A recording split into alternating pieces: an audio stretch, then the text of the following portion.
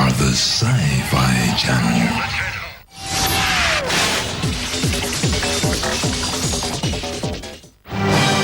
Warp 1, Mr. Sulu. On my order, Mr. Data, Mr. LaForge. Enterprise, Spock here. What the hell is happening? Are your navigational readings going crazy? Engage. 30 years is a long time to exist in the transient world of television and film, yet Star Trek has managed to not only survive, but to grow in popularity. To find out the secret of its success, the Sci-Fi Channel went to one of the larger European conventions, Generations 2, at London's Royal Albert Hall. Join 1,500 trekkers on the dance floor of the London Palais and talk to both fans and stars about the appeal of Star Trek. Star Trek's something you grow up with. I've just been a fan for the last 30 years. The relationships between the people are very interesting. Captain Kirk and Mr. Spock. It's not just a spaceship landing and aliens running around. Those guys with the big glowy brain things. It's about people.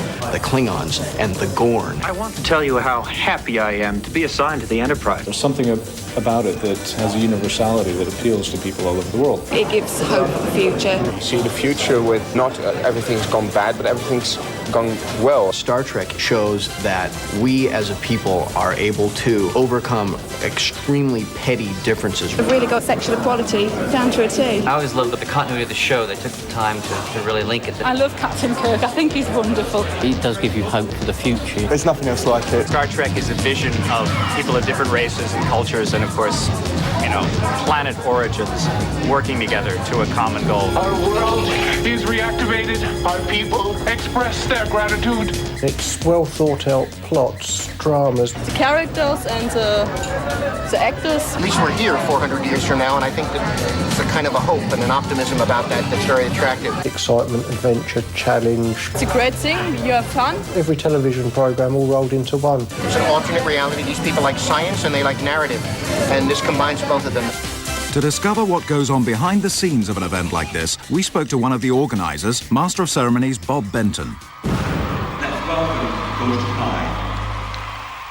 7 o'clock in the morning we're in, checking the schedules for the day.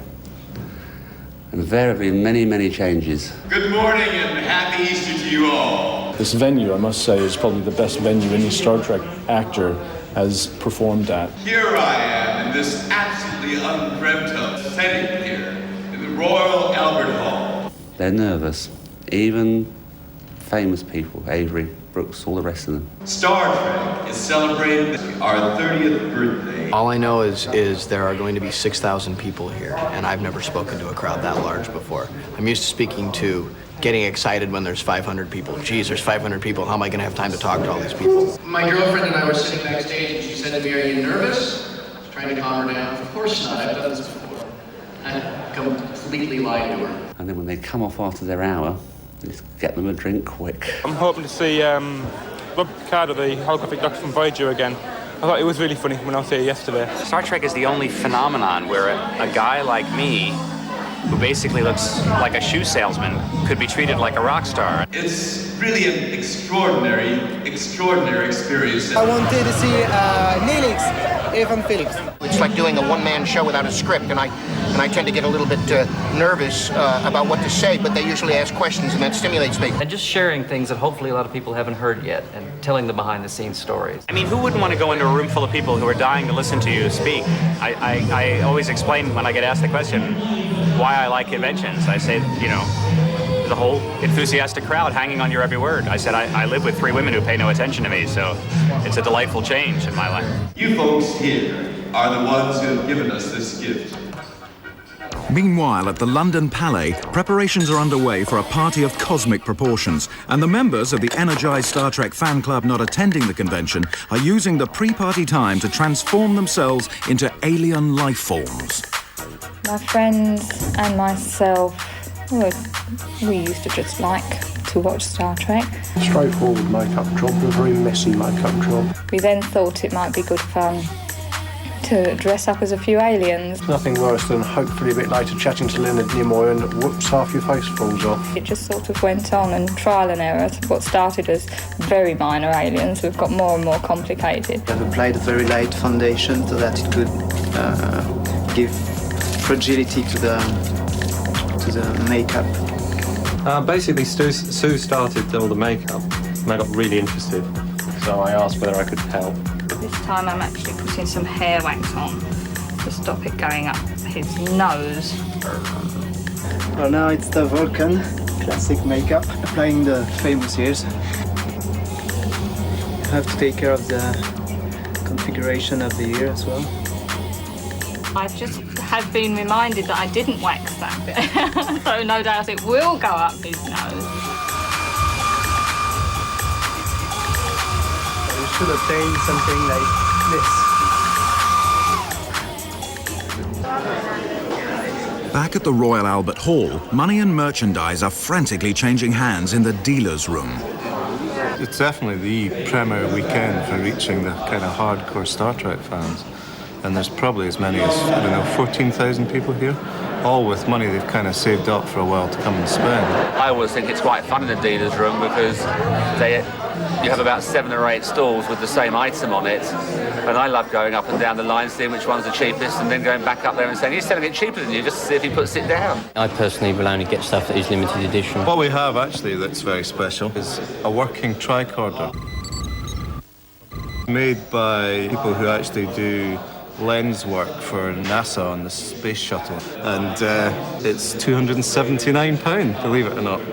But what is the actual quality of the merchandise on sale? Can I help anyone else? It's good, but there's not enough hard memorabilia like from the shows. There's no phasers, no real costumes, the signal or whatever. Nothing we can really sort of, with any history attached to the actual program itself. It's all stuff that's actually been created for the convention. There we are, £2, please. The other thing as well, there seems to be a lot of overheads being put on the memorabilia that is being sold. I mean, you can actually go into, say, for instance, the Forbidden Planet or any of the Sci-Fi shops and get the memorabilia a lot cheaper. The Royal Albert Hall is great for the main presentation and not quite so good for the space that's available for the dealers. The cost for a table is quite expensive, so I suppose you're going to have to make quite a lot of money to actually cover your costs with staff and stuff. The side prints, they're good, and some of the artists' work, some of the original work is very good as well. Caught my eye. The artist had an accident shortly after he finished the original, and he died. So Paramount couldn't get their hands on it because it was in probate. Our company made a deal with the owners, who are obviously the family, to allow us to do only 100 of these prints. However, with so many things to coordinate, it appears that it's only too easy for things to go wrong. There are rumors going around that Leonard Nimoy isn't coming. Mr. Spock. And I'm really upset about it, and a lot of people are very upset about it. I think the hardest part is getting the actors to commit. Because you always sign all the actors up subject to their filming commitments. I mean, I heard he's not sick, it's just some sort of theatre thing he has. I mean, it's obvious logic. If they suddenly get a deal worth 3 or 4 million to go and shoot a film, they'd rather do that than come and perform 5,500 for 1 hour in front of the Royal Albert Hall crowd. I think you pays your money and you take your choice. But in the main, most people are really enjoying this Star Trek convention. It's generally been the best Star Trek experience I've ever had, really. It's like the most exciting thing I've ever been to. I don't know what to expect, but it's amazing. I'm really impressed with it. Robert Picardo yesterday, he was excellent. George Takei we've just seen, very good. Lots of people, it's all excellent, yeah. The great thing is all the artists have very good stories, and they're very funny, and they make it kind of enjoyable for the audience. I've really enjoyed it. I think it's excellent. And both speakers so far have been very entertaining.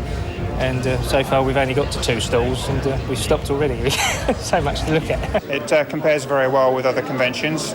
Seems to be generating a lot of interest in Star Trek across the country. A lot of news coverage, which is always good for the show. It's the best thing I've ever spent money on, to be honest. Got it. My pleasure. Well, good chatting with you all. At the Palais, the final preparations are being made and the staff are ready for an influx of 1,500 Star Trek fans queuing outside. To see the stars and to meet friends all around. And some other aliens are ready to invade. This is a babe magnet. I shall be fighting them off all night long. Despite some previously hostile encounters. We've had a police car come past us 3 times, laughing their heads off. We crashed a cyclist once. The poor chap was coming down the road, couldn't believe the people in Starfleet uniform, looking over his shoulder, and went straight into a wall. Especially on the tube, get quite a few different reactions. People trying to look without seeming to be looking. And then we get the experts, the ones that come up to us and go, "You're from Star Wars, aren't you?" What do you think of it? More?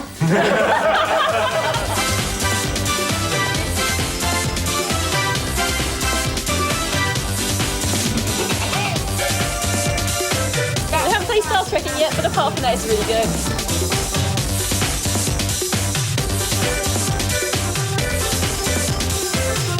The convention was brilliant and the party's loads of fun. Great.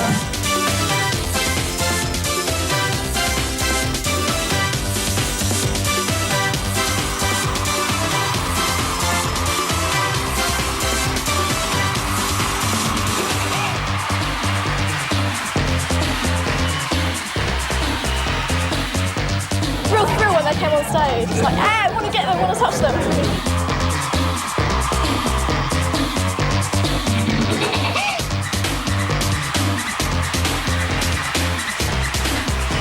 It's easier to see how the fans feel about the stars, but how do these fans compare to their American counterparts? They've been very, very warm and very appreciative.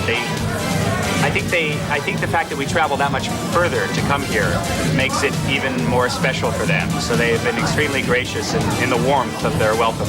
They are very as up on it as the fans in the States. They're aware of what's going on the show. And I think maybe because they have to work harder to get the newer episodes, maybe they appreciate it more than the fans do in the States. They're all very on top of things. You mention people's names, you say Mike Okuda or Rick Berman, and people are beyond just the stars, and they know the inner workings of the show. So The caliber of the questions they ask us are very intelligent. And the final word from the Master of Ceremonies. Any problems we'll look at and deal with in a fair way. We'll see where it goes. Be bigger and better next year.